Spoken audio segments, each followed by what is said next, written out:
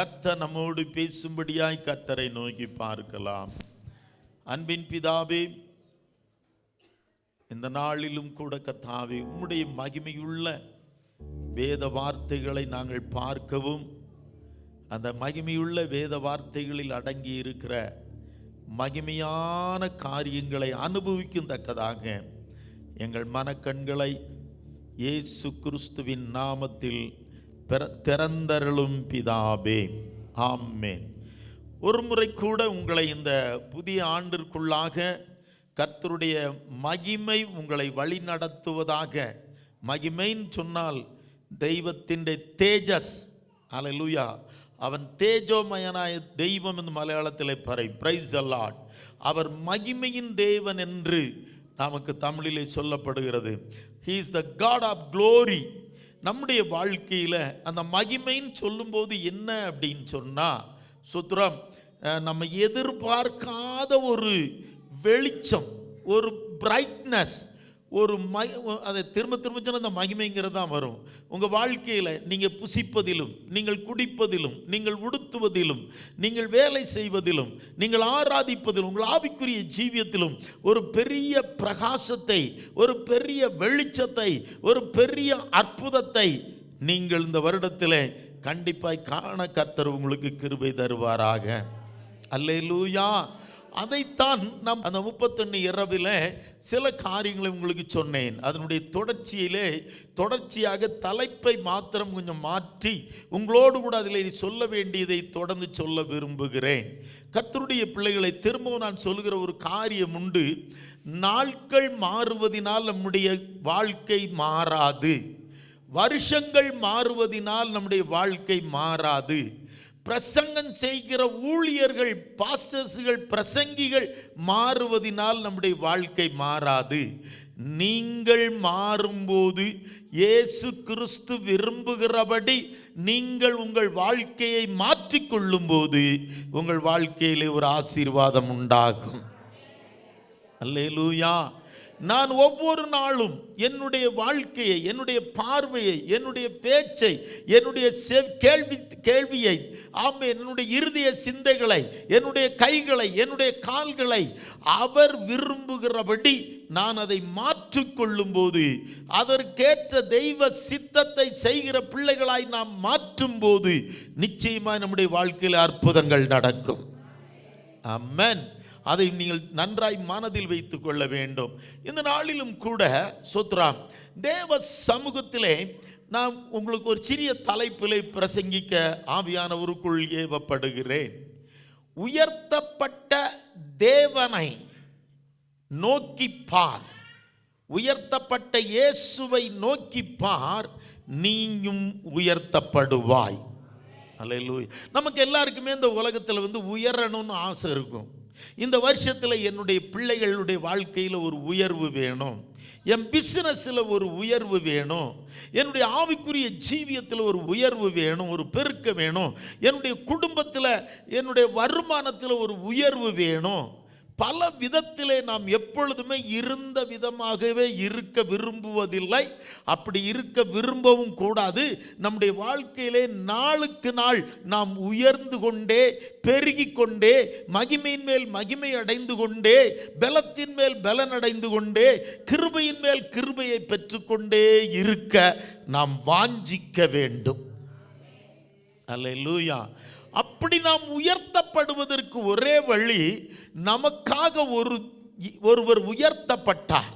கல்வாரி சிலுவையிலே உங்களையும் என்னையும் பூமியிலே உயர்த்துவதற்கும், உன்னதங்களில் உயர்த்தி கொண்டு போய் உட்காரச் செய்வதற்கும் இயேசு கிறிஸ்து என்கிற தேவன் இறங்கி வந்து உன்னுடைய பாவங்களுக்காய், என்னுடைய பாவங்களுக்காய் அவர் மரித்து அடக்கம் பண்ணப்பட்டு உயிர் தெழுந்து பிதாவினால் சிங்காசனத்திற்கு உயர்த்தப்பட்டு அவருடைய வலது பார்சத்தில் வீற்றிருக்கிற கர்த்தரை நாம் ஆராதிக்கிறோம். அப்ப அந்த உயர்த்தப்பட்ட இயேசுவை நாம் நோக்கி பார்க்கும்போது அவர் எப்படி உயர்த்தப்பட்டாருங்கிற சில ரகசியங்களை கற்றுக்கொள்ளும் போது நீங்களும் நானும் உயர்த்தப்பட முடியும். அப்போ இந்த உலகத்தில் நம்ம நோக்கி பார்க்க வேண்டியது ஒரு பாஸ்டரை அல்ல, ஒரு பிரசங்கி அல்ல, ஒரு டிவி பிரசங்கி அல்ல, நமக்காய் உயர்த்தப்பட்ட இயேசுவை நோக்கி பார்க்கணும். அல்லேலூயா. கடந்த நாளிலே பல காரியங்களிலே அவர் எப்படி கவனித்து பார்க்கணும்னு நான் உங்களுக்கு சொன்னேன். சூக்ஷிச்சு நோக்குவின் என்று പറഞ്ഞു. இன்றைக்கு அப்படி அல்ல. உயர்த்தின இயேசுவை, நாம் பாடுபட்டு நமக்காய் உயர்த்தப்பட்ட இயேசுவை நோக்கி பார்க்கணும். உயர்த்தப்படுவதற்கு முன்பதாக அவர் கடந்து போன பாடுகள், வேதனைகள் அநேகம் உண்டு. அதன் நடுவிலே அவர் எப்படி நடந்து கொண்டார்? ஒரே ஒரு சுபாவத்தை சொல்லி, அந்த சுபாவம் ஒரு வாலிபனை எப்படி இந்த உலகத்திலே சிங்காசனத்தில் உயர்த்திற்று என்பதை உங்கள் மத்தியிலே வைக்க விரும்புகிறேன். இயேசு இந்த உலகத்திலே ஆமீன் அந்த யூதர்களால் ரோமர்களின் கையிலே ஒப்பு கொடுக்கப்பட்டார். அநேகர் வந்து அவரை குற்றஞ்சாட்டுகிறார்கள். இவனை சிலுவையில் அறையும், சிலுவையில் அறையும், சிலுவை அடைஞ்சு கொல்லும் என்று சொல்லுகிறார்கள். அப்பொழுது பிலாத்து அவரை விசாரிக்கிறான். நிறைய காரியங்களை அவர் அனுபவிக்கிறார். காரி துப்பப்படுகிறார், தாடிமுடி பிடித்து பறிக்கப்படுகிறது, முகத்தை மூடிவிட்டு தலையிலே கொட்டுகிறார்கள், கொட்டிவிட்டு சொல்லுகிறார்கள், நீ தீர்க்கதரிசினால் உன்னை கொட்டினது அடித்தது யாருன்னு சொல்லுகிறாங்க. இப்படியெல்லாம் பரிகாசம் பண்ணுகிறார்கள். சிலுவையிலே தொங்கிக் கொண்டிருக்கும் பொழுது இவன் அநேகரை ரட்சித்தான், இப்பொழுது தன்னைத்தான் இவன் ரட்சித்துக் கொள்ளட்டும் என்று சொல்லுகிறார்கள். நிறைய பரிகாசம் பண்ணாங்க. இதற்கு நடுவில் எல்லாம் அவர் எப்படி நடந்து கொண்டாராம். அதனால நமக்காக அந்த உயர்த்தப்பட்ட இயேசுவை கொஞ்சம் நோக்கி பார்ப்போமானால் ஒரு காரியம் வெளிப்படும். அவர் உயர்த்தப்படுவதற்கு அவர் கடந்து போன பாடுகளுக்கு நடுவிலே அவர் பொறுமையாயிருந்தார். ക്ഷമയോടെ ഇരുന്നു, ദീർഘ ക്ഷമയോടെ ഇരുന്നു. ആമേൻ. ആ കർത്താവാം യേശു അനുഭവിച്ചതായ பாடுகள், யாதனைகள், வேதனைகள் எல்லாம் அதன் வழியாய் கடந்து போகும்போது பரிகாசம், நின்னா பரிகாசம் எல்லாம் கடந்து போகுந்த வழியில் அவன் தீர்க்க ക്ഷമയോடு இருந்தோ, அவர் நீடிய பொறுமையுள்ள தேவனாயிருந்தார். அல்லேலூயா. எடுத்து படிங்க பார்க்கலாம். லூக்கா எழுதின சுவிசேஷம் 23ஆம் அதிகாரம் 9ஆம் வசனம் 10ஆம் வசனம். லூக்காவின் புஸ்தகம் 23 9 10. அநேக காரியங்களை குறித்து அவரிடத்தில் வினாவினான். அவர் மறுமொழியாக அவனுக்கு ஒன்றும் சொல்லவில்லை. பிரதான ஆசாரியரும் வேதபாரகரும் அவர் மேல் பிடிவாதமாய் குற்றஞ்சாட்டி கொண்டு நின்றார்கள். ഏറെ ഒന്ന് ചോദിച്ചിട്ടും അവൻ അവനോട് ഉത്തരം ഒന്നും പറഞ്ഞില്ല. മഹാപുരോഹിതന്മാരും ശാസ്ത്രിമാരും കഠിനമായി അവനെ കുറ്റം ചുമത്തിക്കൊണ്ട് നിന്നു. ആമേൻ. മത്തേയു 27:12 13. Mathew chapter 27 verse 12 and 13. மத்தேயு 27:12 பிரதான ஆசாரியரும் மூப்பரும் அவர் மேல் குற்றஞ்சாட்டுகள் அவர் மாறுத்தரம் ஒன்றும் சொல்லவில்லை. அப்பொழுது பிலாத்து அவரை நோக்கி, இவர்கள் உன்மேல் எத்தனையோ குற்றங்களை சாட்டுகிறார்களே, நீ அவைகளை கேட்கவில்லையா என்றான். മഹാപുരോഹിതന്മാരും മൂപ്പന്മാരും കുറ്റം ചുമത്തുകയിൽ അവൻ ഒന്നും ഉത്തരം പറഞ്ഞില്ല. പീലാത്തോസ് അവനോട്, ഇവർ നിന്റെ നേരെ എന്തെല്ലാം സാക്ഷ്യം പറയുന്നു എന്ന് കേൾക്കുന്നില്ലയോ എന്ന് ചോദിച്ചു. அதற்கும் அவர் ஒன்றும் சொல்லல. பாருங்க, எல்லா வேதனை மறுத்தரமாக பிரதியுத்தரமாக ஒன்றும் சொல்லவில்லை. தயவுசெய்து கொஞ்சம் என்ன கவனிக்கணும். சின்ன சின்ன செய்திகள் தான் உங்களுக்கு இனி. Price the Lord. நல்ல கவனிங்க. அவர் உயர்த்தப்படுவதற்கு கடந்து போன பாதை. அதே மத்தேயு 27 நீங்கள் படித்து பார்த்தீங்கன்னா தெரியும். 29ஆம் வசனத்தில் இருந்தே அவரை வேதனைப்படுத்துகிறாங்க. 29 30 இந்த வசனங்கள்லாம் நீங்கள் படித்து பார்த்தீங்கன்னா தெரியும். முள்ளுகளால் ஒரு முடியை பின்னி அவர் சிரசின் மேல் வைத்து, அவர் வலது கையில் ஒரு கோலை கொடுத்து, அவர் முன்பாக முழங்கால் படியிட்டு, யூதருடைய ராஜாவே வாழ்க என்று அவரை பரியாசம் பண்ணி அவர் மேல் துப்பி அந்த கோலை எடுத்து சிரசில் அடித்தார்கள். മുള്ളുകൊണ്ട് ഒരു കിരീടം മെടഞ്ഞ് അവന്റെ തലയിൽ വെച്ചു. വലങ്കയിൽ ഒരു കോലും കൊടുത്ത് അവന്റെ മുമ്പിൽ മുട്ടുകുത്തി, യഹൂദന്മാരുടെ രാജാവേ ജയ ജയ എന്ന് പരിഹസിച്ചു പറഞ്ഞു.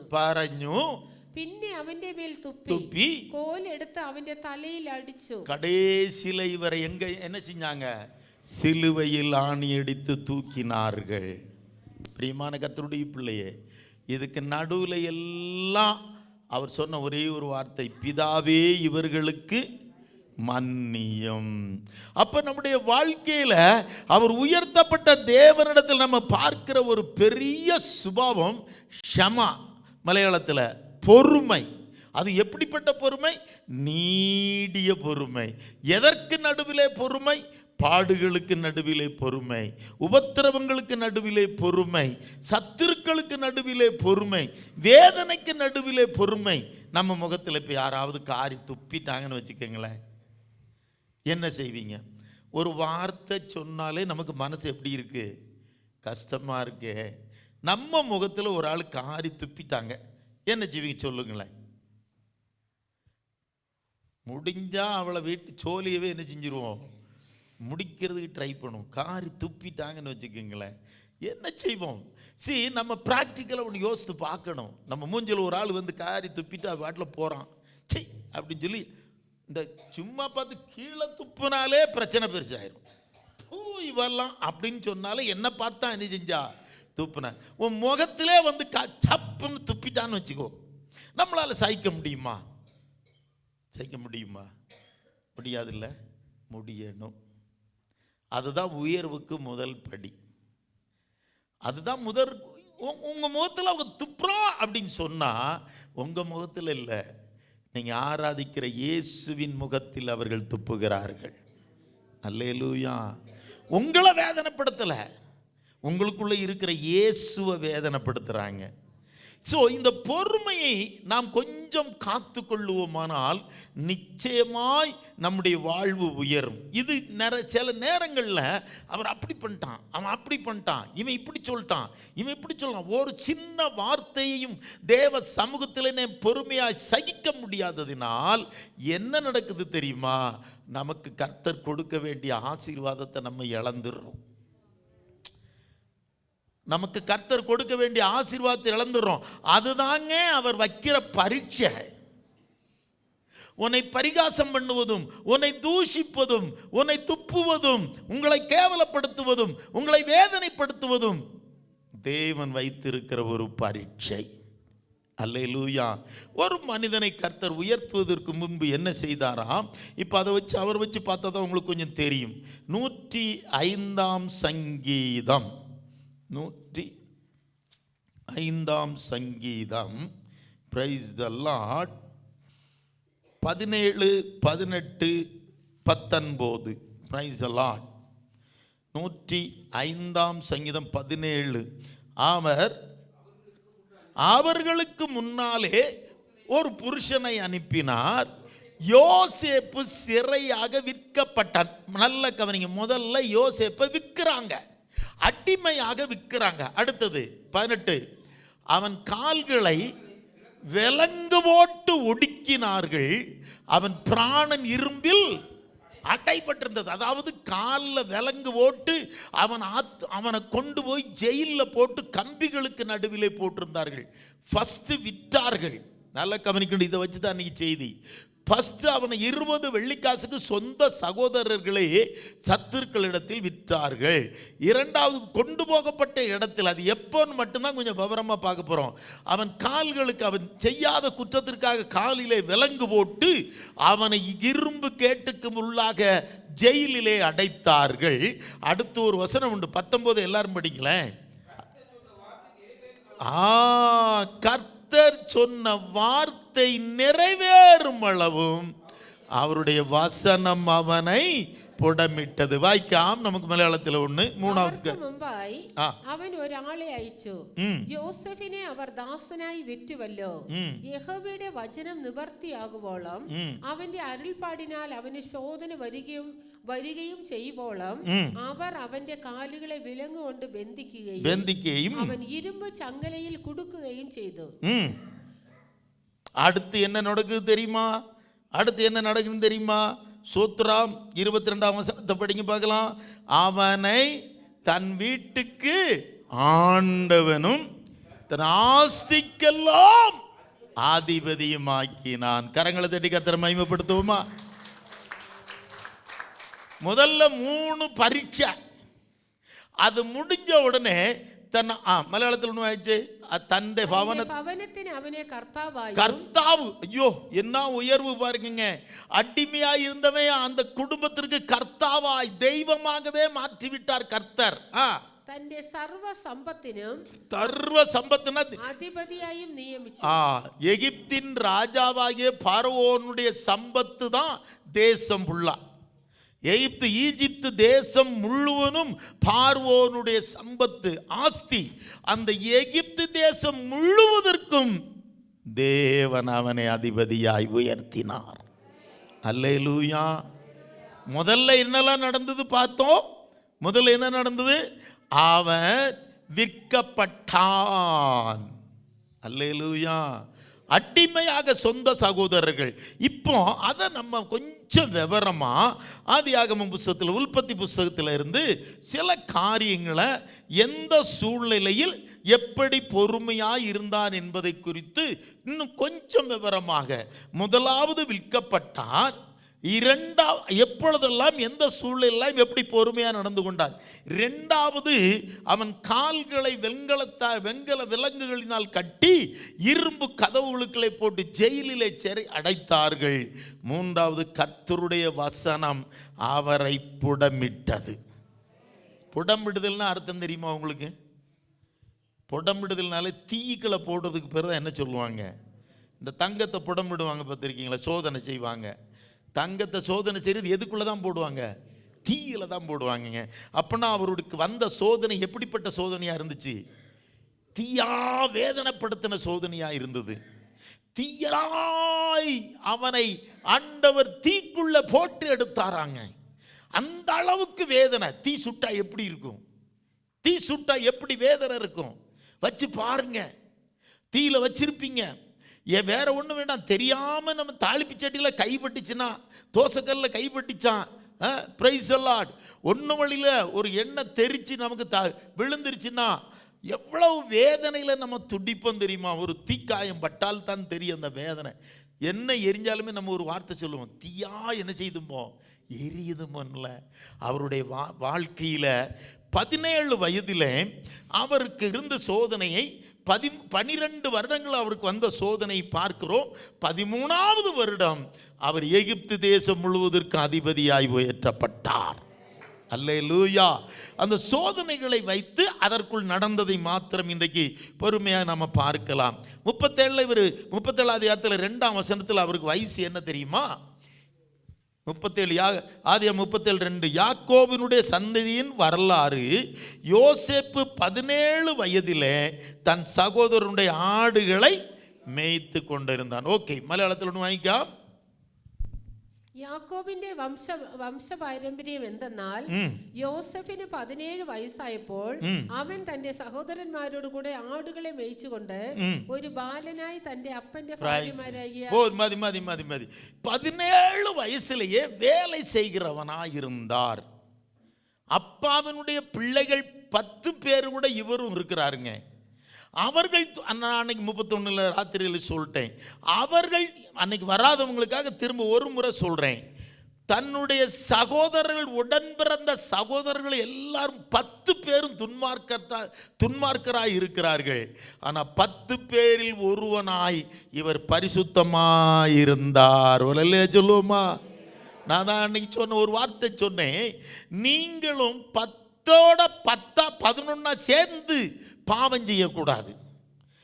உங்க கூட 3 பேர் இருக்கலாம், 4 பேர் இருக்கலாம், வேலை செய்கிற இடத்துல இருக்கலாம், படிக்கிற இடத்துல இருக்கலாம்.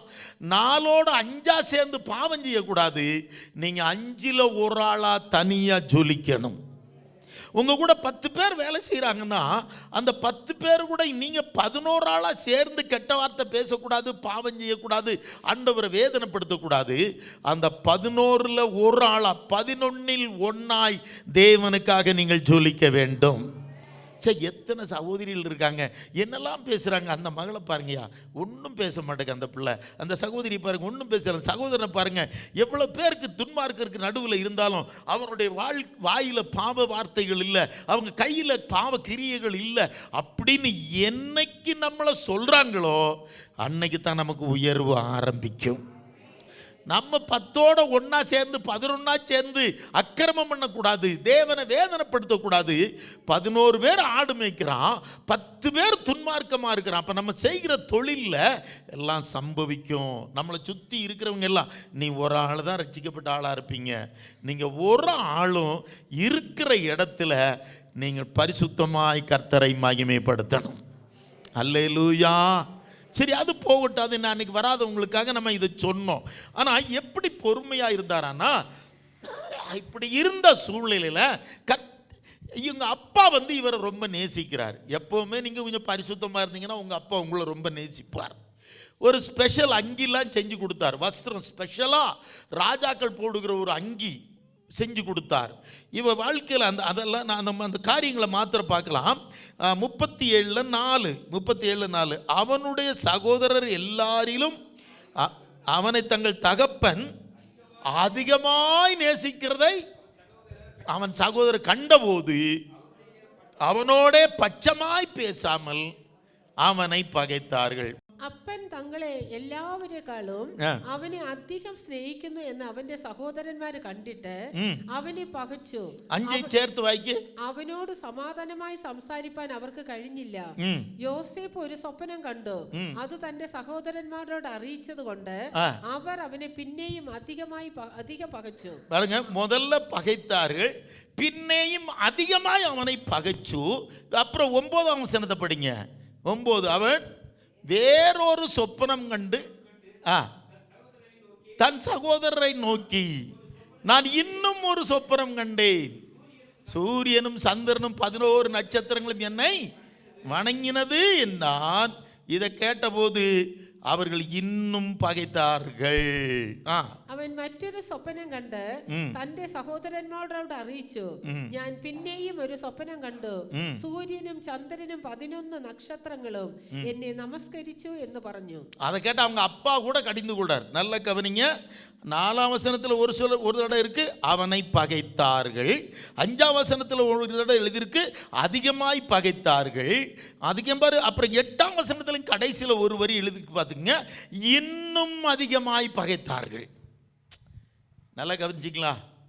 அவனுடைய பகையாளிகள் சத்துருக்கள் கூடிக்கிட்டே போறாங்க. முதல்ல என்ன எழுதியிருக்கு? பகைத்தார்கள். அடுத்த வசனத்தில் இன்னும் அதிகமாய் பகைத்தார்கள். 8ஆம் வசனத்தில் இன்னும் அதிகமாய் பகைத்தார்கள்.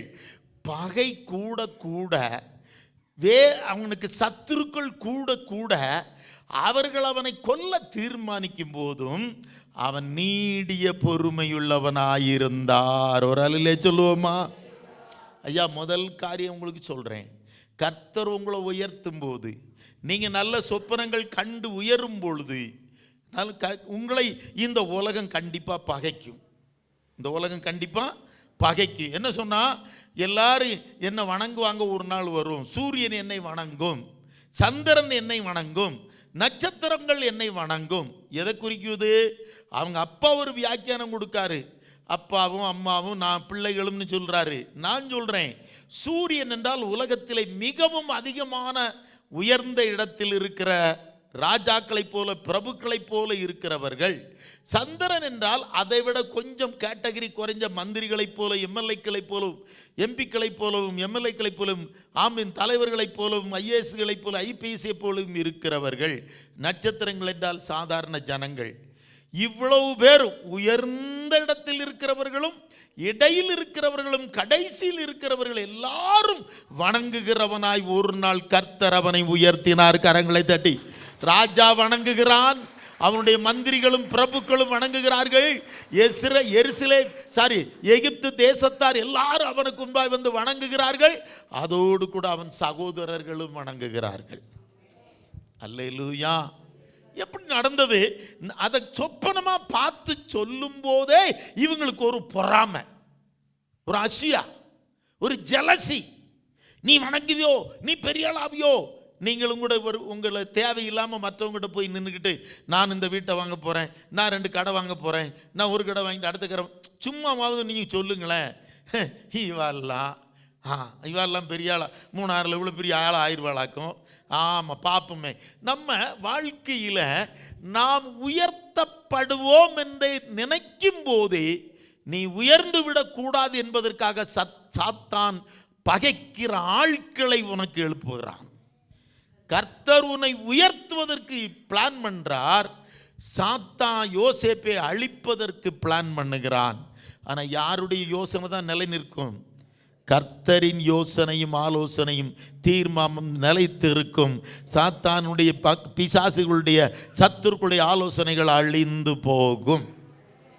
அப்போ எப்போ பொறுமையாக இருக்கணும்?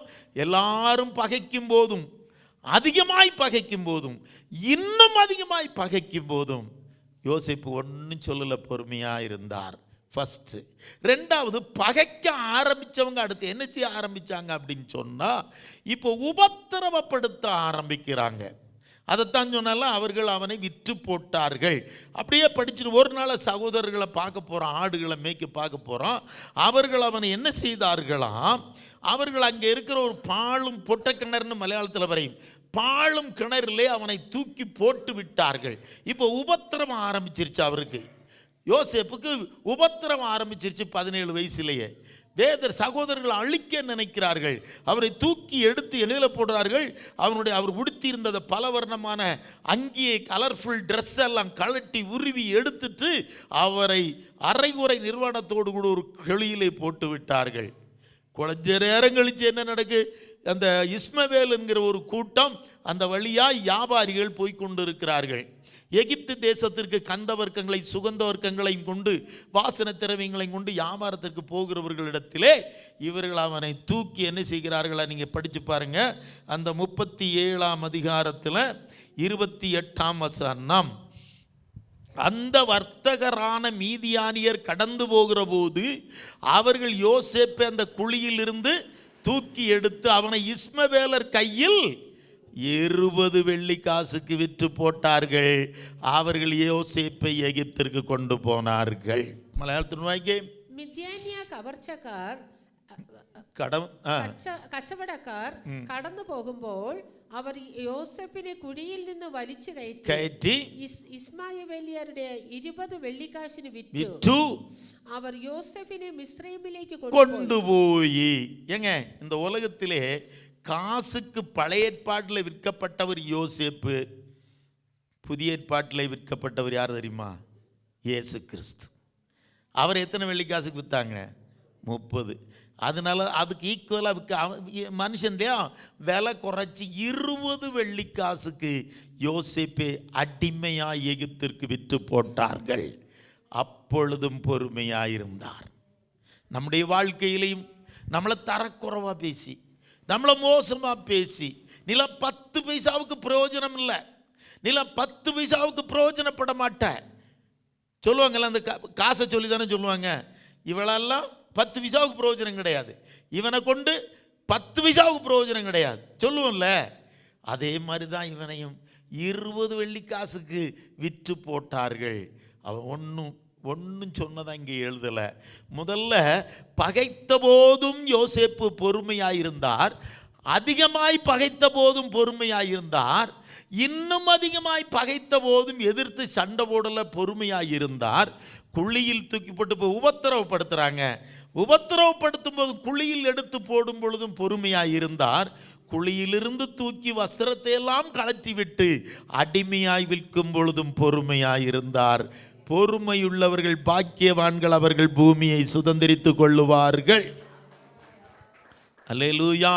யாக்கோபு 5:11 நீங்கள் வீட்டில் போய் படித்து பாருங்க. பொறுமையுள்ளவர்கள் யாரா? தீர்க்க க்ஷமையுள்ளவர் பாக்கியவான்மார். Price the lord. கொஞ்சம் பொறுமையாயிரு. Be patient some more, little more. இன்னும் குறைச்சு கூடி க்ஷமையோடு இருக்கியா? இன்னும் கொஞ்சம் கூட பொறுமையாயிரு தம்பி, உன்னை தேடியும் உயர்வு கடந்து வரும். இன்னும் கொஞ்சம் கூட பொறுமையாயிரு மகளே, உன் பிள்ளைகளை தேடி, உன்னுடைய குடும்பத்தை தேடி, உன் வாழ்க்கையை தேடி கர்த்தருடைய கிருபையும் மகிமையும் கடந்து வரும். நிச்சயமாய் நீ உயர்வை காண்பாய். அல்லேலூயா. உடனே கோபப்பட்டு, உடனே ஏதாவது சங்கடப்பட்டு பைபிள் படிக்கிறத விட்டுறாதீங்க, ஆராதனைக்கு வர்றதை விட்டுறாதீங்க. சோத்திரம் ஒரு வார்த்தையிலேயே நீ அந்த இடத்தை விட்டு காலி பண்ணி போய்விடாதே. கர்த்தர் எவ்வளவு பொறுமையா, அந்த யோசேப்பு எவ்வளவு பொறுமையா இருந்தாரு. அந்த தேசத்திற்கெல்லாம் அதிபதியாய் உயர்த்தப்படணும்னா நம்மளும் புடமிடப்பட வேண்டும். யோபுவை கர்த்தர் புடமிட்டாராம். யோபுவை கர்த்தர் அக்கினியில போட்டு வேதனைப்படுத்துற மாதிரி புடமிட்டார். வெளலாம் பருக்கள், நாய்கள் கூட வந்து அவனுடைய பருக்களை நக்குகிறது. அதை வச்சுக்கிட்டு ஒரு ஓடு, ஒரு நம்ம சிரட்டை, நம்ம மண்ணு ஓடை எடுத்துக்கிட்டு சொரிய முடியாமல் அதை வச்சு சொரிகிறார். உருத்தெரியாமல் ஆனார். 10 பிள்ளைகளும் போனார்கள், 10 மருமக்கள் போனார்கள். எத்தனை பேர பிள்ளைகள் இருந்ததோ அத்தனையும் போனது. வீடு வாசல், ஆயிரக்கணக்கான ஆடுகள், மாடுகள், கழுதைகள், குதிரைகள் அத்தனையும் அழிந்தது. கூட வந்த நண்பர்களும் குறை சொல்லி கொண்டிருக்கும் பொழுது அவர் தன் உதடுகளினாலும் பாவம் செய்யவில்லை. அல்லேலூயா. அந்த அளவுக்குலாம் நம்மளை சோதிக்க மாட்டார், பயப்படாதீங்க. கண்டிப்பாக அந்த அளவுக்குலாம் உங்களை ஒருத்தரை சோதிக்க மாட்டார். ஏன்னா உங்களை சோதிச்சா நீங்கள் இருக்க மாட்டீங்கன்னு தெரியும். நம்ம ஒரு வார்த்தைக்கே ஆண்டவரை விட்டு ஓடுற ஆட்கள், ஒரு சின்ன வார்த்தைக்கே நம்ம இருக்கிற இடத்த காலி பண்ணுகிற ஆட்கள். Price the Lord. ஒன்று நிச்சயம் நல்ல கவனிங்க, நீ அடிமையாய் விற்கப்படும் பொழுதும் யோசேப்பு பொறுமையாய் இருந்ததினாலே உயர்ந்த இடத்தில் தேவன் உயர்த்தினார். இயேசு எப்படி பொறுமையாயிருந்து அவர் கல்வாரியிலே உயர்த்தப்பட்ட போதும், துப்பப்பட்ட போதும், காரி துப்பப்பட்ட போதும், தலையில் குட்டப்பட்ட போதும், தாடி முடியை பிடித்து இருந்த போதும், சவுக்கினால் 39 முறை அடித்த போதும், சிலுவையில் ஆணி அடித்த போதும், பிதாவே இவர்களுக்கு மன்னியும். அந்த அளவுக்கு நம்மளை யாரும் சவுக்கில் அடிக்க போகிறாங்களா? இருக்கு, இல்லை, கண்டிப்பாக நடக்காது. நம்மளை பிடிச்சி சிலுவையில் அடிக்க போகிறாங்களா? கண்டிப்பாக நடக்காது. யாராவது துணிஞ்சு தைரியமாக வந்து மூஞ்சில் காரி துப்பிடுவாங்களா? தைரியமாக துப்புனா பயலுக்கு விட்டுருவானுங்களா? சோத்துரா அந்த அளவுக்கு இராது. கொஞ்சம் பொறுமையாக இருங்க. கொஞ்சம் சின்ன சின்ன வார்த்தைகளை ஒருவேளை யாராவது பேசுவாங்க, நீ வேதனைப்பட்டு, நீ பொறுமை இழந்து, பைபிள் படிக்கிறத விட்டு சத்துருக்களை சத்துருக்களோடு யுத்தம் பண்ண போக வேண்டாம், விட்டுருங்க, பொறுமையாயிருங்க. கர்த்தர் உங்களை உயர்த்துவார். அல்லேலூயா. பொறுமை உள்ளவர்கள் யாரா? பாக்கியவான்களாம். பொறுமை உள்ளவர்கள் யாருங்க? பாக்கியவான்கள். அவர்கள் எதை சுதந்திரித்துக் கொள்வார்கள்? பூமியை. அப்போ இந்த பூமியில் நீங்கள் நின்று உயர்ந்திருக்கணும்னா, இன்னும் கர்த்தர் உங்களை உயர்த்தணும்னா, பொறுமையாக இருக்கிற கிருபையை கர்த்தர் உங்களுக்கு தருவாராக. பிரைஸ் எல்லாம். தமிழ்லேயே கூட ஒரு பழமொழி சொல்லுவாங்க, பொறுத்தார் பூமி ஆழ்வார். பொறுத்தார் என்ன செய்வாருங்க? பொறுத்து. கொஞ்சம் பொறுமையாக இருக்கு, கொஞ்சம் க்ஷமையோடு இருக்கு, கொஞ்சம் கூட பொறுத்துக்கொள். இப்போ அவங்க என்ன பண்ணாங்கன்னா, அடுத்து எப்போ பொறுமையாக இருக்கிறாருன்னா, அங்கே போய் அவனை காசு கொடுத்து போத்திபாருங்கிறவர் விலைக்கு வாங்குறார். உங்களுக்கு எல்லாம் நல்ல சம்பவம் தெரியும். அந்த வீட்டில் அவனுக்கு ஒரு பிரச்சனை வருது. அந்த வீட்டில் இருக்கிற ஸ்திரீயால் அவனுக்கு ஒரு பிரச்சனை வருது. 39ஆம் அதிகாரத்தில் பிரச்சனை வந்து, அவள் பாவம் செய்ய இவனை கூப்பிடுகிறாள். அவனோ பாவம் செய்ய முடியாது என்று சொல்லி விட்டு ஓடுகிறான். பாவம் செய்ய முடியாது என்று விட்டு ஓடுகிறான். அவன் என்ன சொல்கிறார் பாருங்களேன். 39:9 படிங்க. அவன் என்னோட வந்து நீ சயனிக்கணும், படுக்கணும், நீ ஒன்று பாவம் செய்யணும் வரணும்னு சொல்லும்போது 39:9 என்ன சொல்கிறார் பாருங்க. இந்த வீட்டில் என்னிலும் பெரியவன் இல்லை, நீ அவனுடைய மனைவியாக இருக்கிறபடினால் உன்னை தவிர வேறொன்றையும் அவர் எனக்கு விலக்கி வைக்கவில்லை. இப்படி இருக்க நான் பாவம் செய்வது எப்படி என்று, நான் இத்தனை பெரிய பொல்லாங்குக்கு உடன்பட்டு தேவனுக்கு விரோதமாய் பாவம் செய்வது எப்படி என்றான். മലയാളത്തിൽ വായിക്കാം. ഈ വീട്ടിൽ എന്നേക്കാൾ വലിയവനില്ല, നീ അവന്റെ ഭാര്യയാകിയാൽ നിന്നെ അല്ലാതെ മറ്റ് യാതൊന്നും അവൻ എനിക്ക് വിരോധിച്ചിട്ടുമില്ല. അതുകൊണ്ട് ഞാൻ ഈ മഹാദോഷം പ്രവർത്തിച്ച് ദൈവത്തോട് പാപം ചെയ്യുന്നത് എങ്ങനെ എന്ന് പറഞ്ഞു. അവൾ എന്നാലും വിട്ട പാടില്ല. അവസാനം അവൻ എന്ത് ചെയ്തു? ഒരു ദിവസം അവനെ കൈപൊട്ടി പിടിച്ചപ്പോൾ അവൻ വസ്ത്രമിട്ടു ഓടിപ്പോയി. നമ്മുടെ வாழ்க்கையிலையும் அப்பொழுதும் பொறுமையாய் பாவம் செய்கிற விஷயத்தில் அவன் கொஞ்சம் கூட பொறுமையாய், வேற வழி இல்லை, வேலையை விட்டுட்டு போக முடியாது. அடிமையாய் விலைக்கு வாங்கி இருக்கிறான், அவனும் விலைக்கு வாங்கி இருக்கிறான். அந்த வேலையை விட முடியாதுங்க. அடிமைகள் வந்து வேலையை விட்டுட்டுலாம் போக முடியாது. அந்த வீட்டில் என்ன உபத்திரவம் பாடு வந்தாலும் செஞ்சு தான் ஆகணும். அவன் அடிமைங்கிறதுனால தான் இவன் வந்து அதிகாரமாக அவனை கூப்பிட்டான், தவறு செய்கிறதுக்கு கூப்பிடுறான். பாவம் செய்ய கூப்பிடுகிறான், வந்து தான் ஆகணும். அந்த வீட்டில் யார் எஜமானத்தை சொன்னால் கேட்டு தான் ஆகணும். ஆனால் அவனுக்கு ஒரு மேலான எஜமான் இருந்தார், ஆண்டவராகிய இயேசு கிறிஸ்து. அல்லேலூயா. அது சொன்னான். அதில் அடுத்து நீங்கள் கொஞ்சம் வசனம் கீழே வந்து பார்த்தீங்கன்னா தெரியும். அதை விட்டு தன் வஸ்திரத்தையும் விட்டு அவன் ஓடி போகிறதை 12ஆம் வசனத்தில் நம்ம வாசிக்க முடியும். இப்போ நான் அதை சொல்லலை. இப்போ என்ன ஆச்சுன்னா, இந்த வஸ்திரம் இவள் கையில் மாட்டினோன்னா அவங்க ஹஸ்பண்ட் வந்து ஆஃபீஸ் போயிருந்தார். அந்த எகிப்து ராஜாவினுடைய ஒரு மந்திரி சபையில் ஒரு மந்திரியாக இருக்கிறார் போத்திபாருங்கிறவர். அந்த மந்திரி வர்றார், மினிஸ்டர் வர்றார். மினிஸ்டர் டியூட்டி முடிஞ்சு வரும்பொழுது சாயங்காலம் இவ ஒரு பொய்யை சொல்கிறா, அவன் தலையில் பழிய வைக்கிறா. எப்படி நீ வந்து அடிமையாக ஒருத்தனை விலைக்கு வாங்கிட்டு வந்தியே, அவன் வந்து என்னை கெடுக்கிறதுக்கு வந்தான், நான் சத்தம் போட்ட உடனே அவன் வஸ்திரம் போட்டுட்டு என்ன செஞ்சிட்டான், ஓடி போயிட்டான். இப்போ தான் அடுத்த வசனம் நிறைவேறுது. சங்கீதம் 105 இந்த 18 படிச்சிங்கள, அவன் கால்களை என்ன செய்தார்களாம். இவன் உடனே கோபப்பட்டு என்ன செய்கிறான்னு சொன்னால், அந்த மந்திரி என்ன செய்கிறாருன்னா, சோத்துராம் அந்த 39 20 படித்து பாருங்க. அவனுக்கு 19 கடைசி. அவனுக்கு கோபம் மூண்டது. யோசேப்பின் எஜமான் அவனை பிடித்து ராஜாவின் கட்டளையால் காவலில் வைக்கப்பட்டவர்கள் இருக்கும் சிறைச்சாலையில் அவனை ஒப்புவித்தான். அவன் சிறைச்சாலையிலே அவன் இருந்தான். യോസേഫിന്റെ യജമാനൻ അവനെ പിടിച്ച് രാജാവിന്റെ ബന്ധന്മാർ കിടക്കുന്ന കാരാഗ്രഹത്തിലാക്കി. അങ്ങനെ അവൻ കാരാഗ്രഹത്തിൽ കിടന്നു. இப்ப பாத்தீங்களா, காராகிரகத்தில் சும்மா போட மாட்டாங்க. இப்படிப்பட்ட இவன் வந்து கொடிய கிரிமினல் குற்றவாளிங்கிற இடத்துல கொண்டு போய் போடுறாங்க. ராஜாக்களுக்கு துரோகம் பண்ணவங்க கிடக்கிற இடத்துல, சாதாரண ஜெயில் இல்லை. ராஜாக்களுக்கும் துரோகம் பண்ணவர்கள், தேச துரோகம் பண்ணவர்களுடைய குற்றவாளிகளுக்கு, கிரிமினல் குற்றவாளிகள் இருக்கிற ஜெயிலில் இவனை கொண்டு போட்டிருக்காங்க. முக்காலும் சங்கிலியில் கட்டி, ஒரு காலில் ஒரு சங்கிலியை கட்டி தான் கிடக்கும். சூத்ரா இரும்பு கம்பிகளுக்குள் அவர் அடைபட்டார். 12 வருஷம் உள்ளே கிடந்தார். செய்யாத குற்றத்திற்கு பொறுமையாய் அதை சகித்து கொண்டிருக்கிறார். அதனால தான் அங்கே என்ன எழுதியிருக்குன்னு நீங்கள் பார்த்தீங்கன்னா 21 கர்த்தரோ யோசேப்போடு இருந்து. அடுத்து 23 படித்து பாருங்க, கர்த்தர் அவனோடு இருந்து. அருமையான கர்த்தருடைய பிள்ளையே, கர்த்தர் யெகோவா அவனோடு கூட, கர்த்தாவு அவனோடு கூட. பிரியமான கர்த்தருடைய பிள்ளைகளே, நீங்கள் பொறுமையாக இருந்தால் தான் தேவன் உங்கள் கூட இருப்பார். எதுக்கு நடுவிலையும் பொறுமையாக இருக்கிறாரு? செய்யாத குற்றத்தை உங்கள் மேலதிகாரி மேலே பக்கத்தில் உள்ளவா சொல்லிட்டு கொடுத்துட்டு போயிடுவா. அவ சொல்கிறத அப்படியே அவர் நம்புவார். ஏன்னா அவங்களுக்கு சால்ராடிக்க ஆட்கள். நீங்கள் கர்த்தருடைய பிள்ளைகள், நீங்கள் ஒழுங்காக தான் வேலை செஞ்சுருப்பீங்க. ஆனால் உங்களை குற்றப்படுத்துறதுக்கு இன்னொருத்தர், ஒரு பிசாசு நியமித்த ஒரு ஆள் அங்கே இருக்கும். நீ எங்கே இருந்தாலும் உனக்கு ஒரு சத்துருவை சாத்தான் வச்சிருப்பான். நீ கர்த்தருக்கு உன் கூட இருந்தாருன்னா சாத்தான் பக்கத்துலேருந்து இன்னொரு ஆளை குத்தி கொடுப்பான். குத்தி கொடுத்து உங்கள் மேலதிகாரிகள்கிட்ட யார்கிட்டையாவது உங்களை குற்றப்படுத்துவான். அவங்க நம்புவாங்க. உங்கள் நீதியை நிரூபிக்க முடியாது, தெளிவிக்க முடியாது.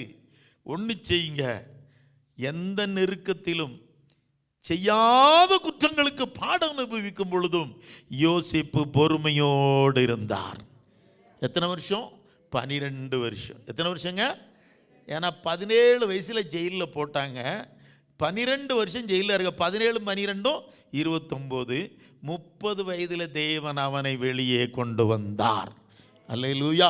அது சொல்கிறதுக்கு முன்னால் இன்னும் ஒரு காரியத்தை நான் சொல்லணும். அதுக்கப்புறம் என்ன நடந்ததுன்னா 19ஆம் வசனத்தில் சொல்லினா, கர்த்தர் சொன்ன வார்த்தை நிறைவேறும் அளவும் கர்த்தருடைய வசனம் அந்த 105 19ஆம் வசனம் படித்தோம்ல, 105 19 என்னதுங்க? கர்த்தர் சொன்ன வார்த்தை. ஆமை. என்ன சொன்னார் வார்த்தை? சூரியனும் சந்திரனும் நட்சத்திரங்களும் உன்னை என்ன செய்யும்? வணங்கும். சூரியனை போல பெரிய ஆட்களும் வணங்குவார்கள், சந்திரனை போல இருக்கிறவர்களும் வணங்குவார்கள், நட்சத்திரங்களை போல இருக்கிற ஜனங்களும் உன்னை வணங்குவார்கள்னு சொல்லி அவர் குடும்பத்தை குறித்தும் சொல்லி தேசத்தை குறித்தும் 2 அர்த்தத்தோடு தான் சொன்னார். அந்த வார்த்தை நிறைவேறணும்னா, வாக்கு தத்தம் நிறைவேறணும்னா வசனம் அவனை புடமிட்டது. வசனத்துக்கு ரொம்ப முக்கியத்துவம் கொடுக்கணும். വചനത്തിന് ഒത്തിരി ഇമ്പോർട്ടൻസ് കൊടുക്കണം. വചനം പറയുന്നത് പോലെ കേൾക്കണം, വചനം പറയുന്നത് അനുസരിക്കണം, വചനത്തിന് വിറയ്ക്കണം, വചനത്തെ മാനിക്കണം, വചനത്തെ വായിക്കണം, വചനത്തെ ധ്യാനിക്കണം. வசனங்களை ஒவ்வொரு நாளும் வாசிக்கணும், வசனத்தை ஒவ்வொரு நாளும் படிக்கணும். காலையில் இரவும் பகலும் அவருடைய வேதத்தை தியானிக்கிற மனுஷன் பாக்கியவான். வசனத்தை வாசிக்கணும், வசனத்தை தியானிக்கணும், வசனத்தை நேசிக்கணும், வசனத்தை கரம் பண்ணி உயர்த்தணும், வசனத்திற்கு நடுங்கணும், வசனத்திற்கு கீழ்ப்படியணும். அல்லேலூயா. யோசேப்பை கடைசியாக அவர் ரொம்ப முக்கியத்துவம் கொடுத்தது கர்த்தர் சொன்ன வசனத்திற்கு. அல்லேலூயா. கர்த்தர் சொன்ன வார்த்தை நிறைவேறும் அளவும் வசனம் அவரை புடைமிட்டதாம். வசனம் புடைமிட்டதுன்னா எப்படி? ஜனங்கள் மூலமாக தான் ஆண்டவர் அவனை சோதிக்கிறார், புடமிடுகிறார். ஆனால் புடமிடுவது எதுவாம், சோதிப்பது எதுவாம்? கர்த்தருடைய வசனம். உங்களையும் நினச்சிக்கங்க, சில நேரம் ஏதாவது பிரச்சனை வந்து ஒருத்தர் துப்புறாங்க, தூஷிக்கிறான், நிந்திக்கிறான், பரிகசிக்கிறான், உன் பொறுமையை சோதிக்கிறான்னா அவனை நினச்சி கோவப்படாதீங்க. அவன் மூலமாக கர்த்தர் தம்முடைய வசனத்தை கொண்டு உன்னை சோதிக்கிறார். ஏன்? அடுத்து உன்னை உயர்த்தணும் இல்லையா, அடுத்து உனக்கு ப்ரொமோஷன் கொடுக்கணும் இல்லையா, அடுத்து உங்களை ஆசீர்வதிக்கணும் இல்லையா, அடுத்து இன்னும் கர்த்தர் உங்களை மேலே கொண்டு போகணும் இல்லையா, அதுக்கு அவனை பயன்படுத்துகிறார், அவளை பயன்படுத்துகிறார், அவனை பயன்படுத்துகிறார். இல்லைன்னா நீங்கள் பிடிக்காத யாரையோ ஒரு ஆளை கொண்டு கர்த்தர் உங்களை சோதிக்கிறார். என்ன சோதிக்கிறார்? அப்படி நம்முடைய பொறுமையை ஒரு ஆள் சோதிக்கும் போது நீங்கள் புரிந்து கொள்ளணும், கர்த்தருடைய வசனம் என்னை சோதிக்கிறது. அதில் இன்னொன்று நடந்தது. இப்போ என்னாச்சுன்னா, அந்த விடுதலை ஆகிறதுக்கு ஒரு 2 வருஷத்துக்கு முன்னால் அந்த ஜெயிலில் இருந்தவங்க 2 பேர், ராஜாவுக்கு துரோகம் பண்ணவங்க 2 பேர் அங்கே இருந்தாங்க. அவருக்கு பானபாத்திரம் கொடுக்குறவனும் செஃப்பு, அதாவது ஆகாரம் உண்டாக்கி கொடுக்குறவனும் அங்கே உள்ளே உட்காந்துருந்தாங்க. அவங்க 2 பேரும் சொப்பனம் கண்டு கலங்கி கொண்டிருந்த இடத்துல அந்த யோசேப்பு போய் அவர்களுக்கு அந்த அர்த்தத்தை சொல்லுகிறார். அர்த்தத்தை சொல்லிட்டு ஒருத்தங்கிட்ட சொல்கிறாரு, நீங்கள் இந்த 40ஆம் அதிகாரத்தில் 14ஆம் வசனம், 40 ஆதியாகமம் உல்பத்தி, ஜெனிசஸ் 40 40:14 என்ன சொல்லுது அப்படின்னு சொன்னால், இதுதான் அதன் அர்த்தம். என்ன? நீ வாழ்வடைந்திருக்கும் போது என்னை நினைத்து என் மேல் தயவு வைத்து என் காரியத்தை பார்வோனுக்கு அறிவித்து இந்த இடத்திலிருந்து என்னை விடுதலையாக்க வேண்டும்னு சொல்லி அந்த உள்ள இருந்த அந்த செஃப்பு கிட்ட ஆகாரம் உண்டாக்குறோன்னு சொல்கிறான். இன்னும் 3 நாளில் ராஜா உன்னை விடுவிச்சிருவாரா, அவருடைய ஜென்ம நாள் வருது, பிறந்த நாள் வருது, அன்னைக்கு உன்னை விடுவிச்சிருவார். அவருக்கு முன்னால் இருக்கும்போது பானபாத்திரக்காரனை பார்த்து சொல்கிறாரு, பானபாத்திரக்காரனை பார்த்து சொல்கிறாரு, நீ பானபாத்திரத்தை கொடுக்கறதுக்கு, அதாவது ட்ரிங்க்ஸு கொடுக்கறதுக்கு ஒரு ஆள் இருப்பாங்களாம், ஆகாரம் உண்டாக்கி கொடுக்கறதுக்கு ஒரு ஆள் இருப்பாங்க, 2 பேர் இருப்பாங்க.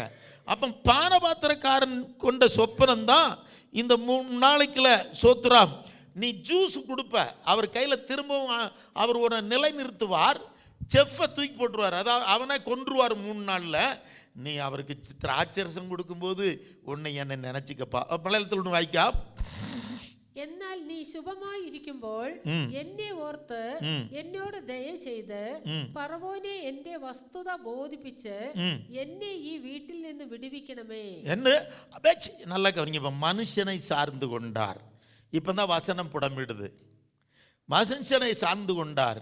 ஆனால் இவர் அங்கே போன உடனே என்னாச்சு தெரியுமா?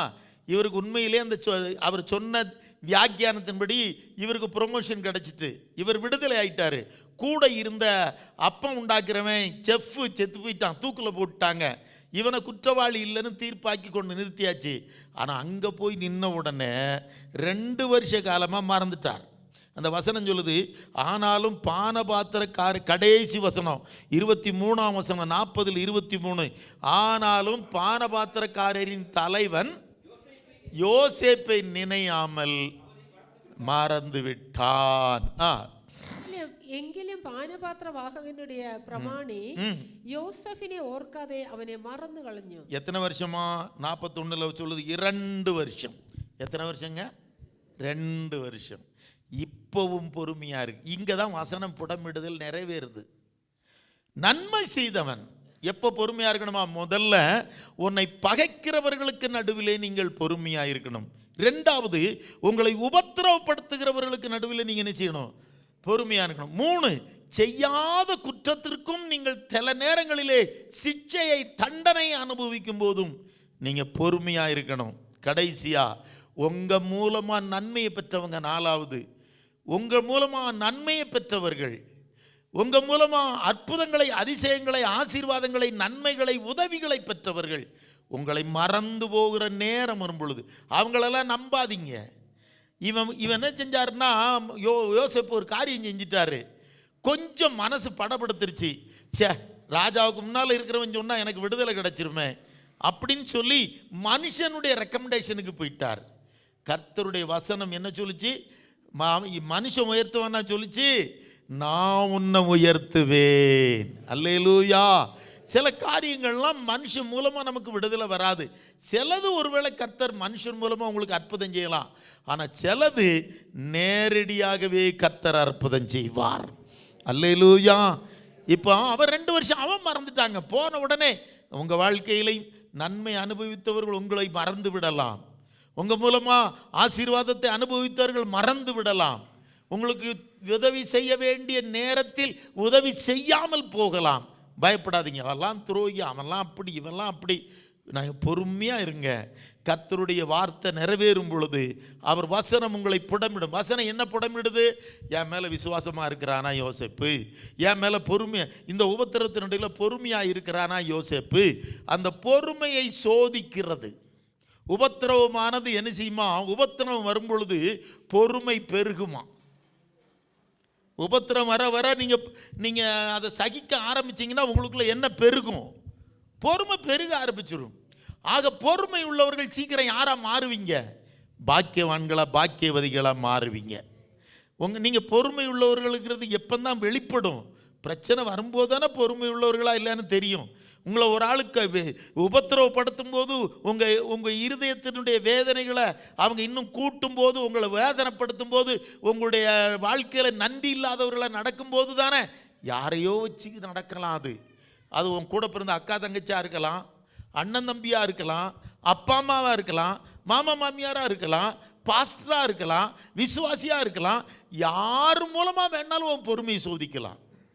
பிள்ளைகளை வச்சு பெற்றோர்களை சோதிக்கலாம், பெற்றோர்களை வச்சு பிள்ளைகளை சோதிக்கலாம். கர்த்தர் பொறுமையை உன்னை உயர்த்துவதற்கு யாரை வச்சு சோதித்தால் ஒன்று நினச்சிக்கோ, அவர் வசனம் என்னை புடமிடுகிறது, அவர் வசனம் என்னை சோதித்து கொண்டு இருக்கிறது.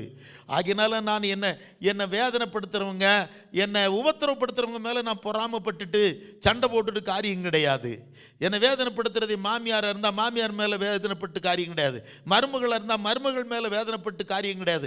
அப்பா அம்மாவாக இருந்தால் அப்பா அம்மா மேலே வேதனைப்பட்டுட்டு காரியம் கிடையாது. பிள்ளைகளாக இருந்தால் பிள்ளைகள் மேலே வேதனைப்பட்டுட்டு காரியம் கிடையாது. எல்லாவற்றுக்கும் மேலே இந்த பரீட்சையெல்லாம் கொடுக்கிற ஒருவர் உண்டு, உன்னை ஆசீர்வதித்து உயர்த்துவதற்காக. ஆமாங்க, எல்லாவற்றுக்கும் மேல நான் பொறுமை உள்ளவனா, தீர்க்க செமை உள்ளவளா, தீர்க்க செமை உள்ளவனா என்று என்னை பரிசோதிக்கின்ற ஒரு கர்த்தாவுண்டு, வசனம் கொண்டு அவன் என்னை சோதிச்சறியுന്നു. அதனாலதான் யோபு சொல்லுவார், அவர் என்னை சோதித்த பின் நான் பொன்னாக விளங்குவேன். அல்லேலூயா. அவர் என்னை சோதனைக்கு அளிக்கும்போது நான் சுத்த பொண்ணு, சுத்த தங்கமாயிட்டு மாறும் എന്നാണ് யோபு മനസ്സിലാക്കി കഴിഞ്ഞു. யோபு அதை புரிஞ்சுக்கிட்டாரு. அவர் என்னை சோதித்த பிற்பாடு நான் யாராக மாறுவேன்? சுத்த தங்கமான விசுவாசியாக மாறிடுவேன், தங்கமான விசுவாசியாக மாறிடுவேன்.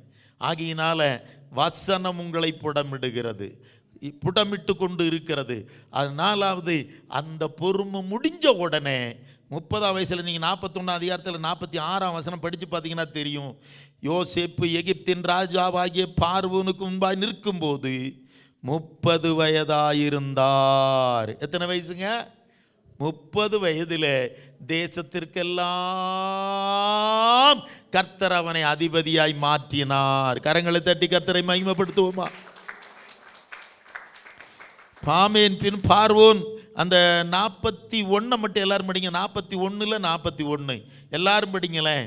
பின்னும் பார்வோன் யோசேப்பை நோக்கி, பார், எகிப்து தேசம் முழுமைக்கு முன்னை அதிகாரியாக்கினேன் என்று சொல்லி அவருக்கு பங்களா கொடுத்து சேரியட் ரதம் கொடுத்து நம்முடைய நெக்லஸை கழுத்தில் அவருக்கு போட்டு இந்த நெக்லஸை தூக்கி கழுத்தில் போட்டு ராஜாக்கள் போடுகிற நெக்லஸை அந்த சரப்பணியை தூக்கி அவங்க கழுத்தில் போட்டு வஸ்திரத்தை உடுத்தி ஆமென் எல்லாரும் விழுந்து கும்பிடுங்க என்று சொல்லி தேசத்திற்கே அதிகாரியாய் உயர்த்தினார். ஒருவேளை நம்மளை அந்த அளவுக்கு இந்திய தேசத்திற்கு அதிகாரியாக உயர்த்தலைன்னு வச்சுக்கிடுவோம். ஆனால் இந்த இருக்கிற இடத்துல கர்த்தர் கண்டிப்பாக உங்களை உயர்த்துவார். நீங்கள் ஏதோ ஒரு இடத்துல வேலை செய்யலாம், ஒரு 10 பேருக்கு நடுவில், அந்த இடத்துல கர்த்தர் உங்களை உயர்த்துவார்.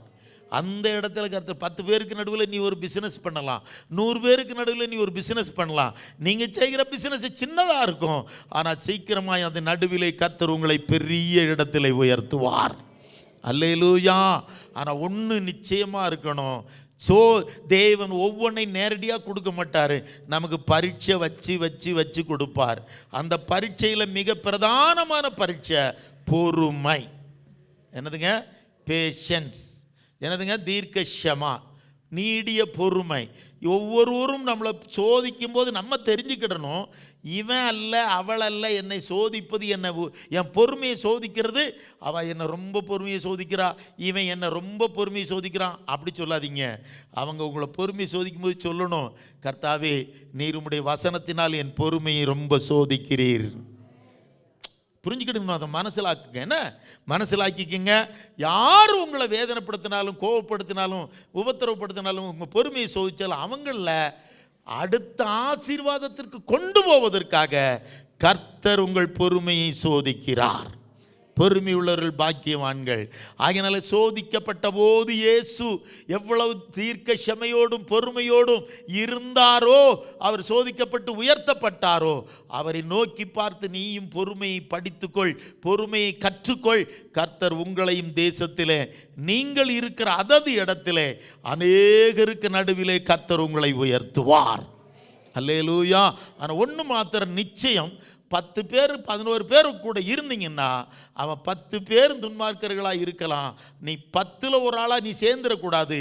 நீ 10ல் 11 ஆளாக வித்தியாசமாக இருக்கணும். நீ கர்த்தருடைய பிள்ளைங்கிறத வெளிப்படுத்துங்க. கர்த்தர் உங்களை ஆசீர்வதித்து உயர்த்த இந்த இடத்துல உலாவி கொண்டிருக்கிறார். உங்களோடு கூட வருவார். உங்களை ஒவ்வொரு நாளும் சோதிப்பார். சோதிக்கும் போதெல்லாம் அவா என் பொறுமையை சோதிச்சா இவா சோதிச்சான்னு சொல்லாதீங்க.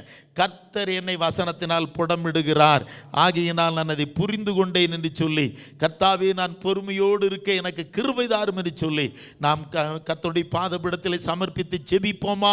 இந்த வசனம் உங்களை சோதித்து முடியும் பொழுது கர்த்தராகிய இயேசு கிறிஸ்து உங்களை உயர்த்தி வைத்து ஆசீர்வதிப்பார். God bless you.